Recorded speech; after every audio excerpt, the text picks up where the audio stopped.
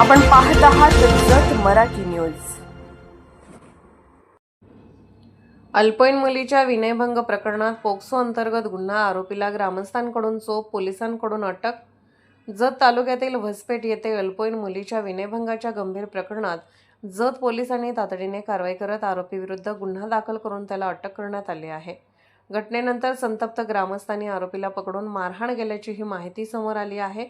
पोलिसांनी दिलेल्या माहितीनुसार 25 जुलै 2024 रोजी दुपारी सुमारे 12:30 वाजण्याच्या सुमारास वसपेठ येथील आत्याच्या घरासमोरील रस्त्यावर पाण्याच्या ड्रमाजवळ 17 वर्षीय अल्पवयीन मुलगी उभी असताना आरोपी राजेंद्र निंगप्पा दोडमणी व 41 राहणार वसपेठ तालुका जत याने तिचा हात धरून तिला घरात येण्यास सांगितल्याचा आरोप फिर्यादीत करण्यात आला आहे।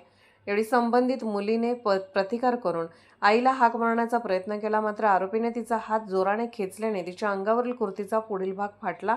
या प्रकारामुळे मुलीच्या मनास लज्जा व मानसिक धक्का बसल्याचे फिर्यादीत नमूद करण्यात आले आहे।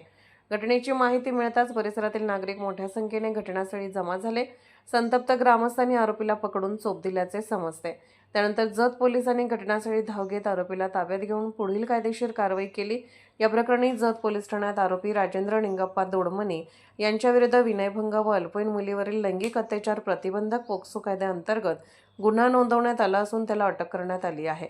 या घटनेचा पुढील तपास पोलीस उपनिरीक्षक जीवन कांबळे करत आहेत।